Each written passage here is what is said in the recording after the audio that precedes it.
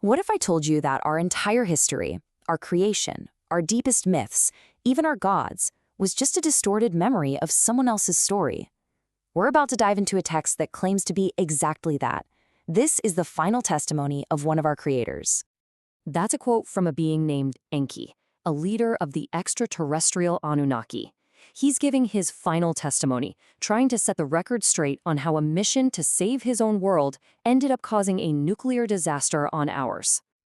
So where does this all start? Well, it begins in the ruins of what the text calls the Great Calamity, a nuclear disaster that has just wiped the ancient Sumerian civilization off the map. Imagine this. A human scribe named Endubsar is called in to take dictation from Enki himself. Enki wants to explain everything, right from the moment the Anunnaki arrived on our planet, all the way to the bitter rivalries that led to war. He is determined to tell his side of the story. And let's be clear about something. This testimony says the Anunnaki weren't gods in some kind of mystical sense. Nope, they were flesh and blood astronauts from another planet called Nibiru. And they came here on an absolutely desperate mission to save their own world from being destroyed. And that mission, well, that's where Enki's testimony really kicks off. Not here on Earth, but way back on his home planet Nibiru, hundreds of thousands of years ago. Get this, we're talking 445,000 years ago. Long before the ever-new Earth existed, the Anunnaki were staring down their own environmental apocalypse. Their atmosphere on Nibiru was literally eroding away. Its protective shield was failing, and all life on the planet was at risk. And what's really fascinating here is that this wasn't just some abstract environmental problem.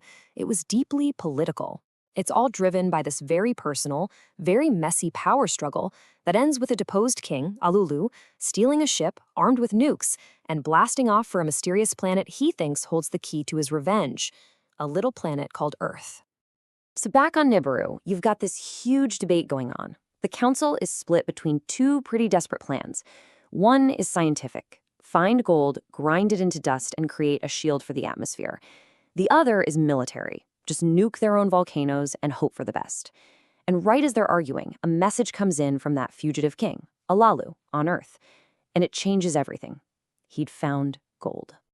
So the Anunnaki set up shop here on Earth, their first base called Eridu, and they start mining gold. But the work was absolutely backbreaking. And pretty soon, the Anunnaki miners had had enough. They revolted. They needed a new plan, a new workforce. Enki, being the head scientist, comes up with a solution that is, well, pretty radical. His idea? Let's use genetic engineering. Let's take the native hominids already walking around on Earth and give them an upgrade.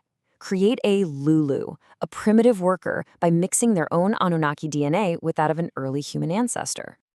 And it works. After the first successful birth, the creator goddess Ninmah exclaims, "My hands have made it." They name the baby Adamu, the first Homo sapiens.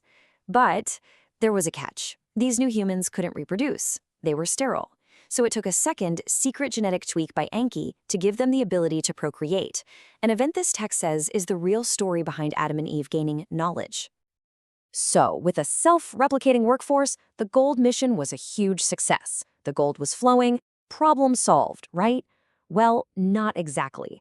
They had solved their labor problem, but they brought their political problems right here with them. Those old rivalries from Nibiru, they were about to explode on Earth. You see, their whole time here was basically one long family feud, and it all boiled down to the bitter rivalry between two half-brothers, Enki, the scientist, and Enlil, the commander. This table just shows how their fight escalated over thousands of years. From arguments over who was in charge, to a plot to wipe out humanity in a great flood, and finally, to an all-out war between their sons. And all of this whole bitter rivalry, it all comes to a head in what the text calls the Great Calamity. It kicks off when Enki's son, Marduk, tries to claim total control over Earth. In response, the Anunnaki Council makes an unbelievable decision. They vote to use the Arms of Terror, those nuclear weapons from Nibiru. The result is an evil wind, a radioactive fallout that destroys Sumerian civilization.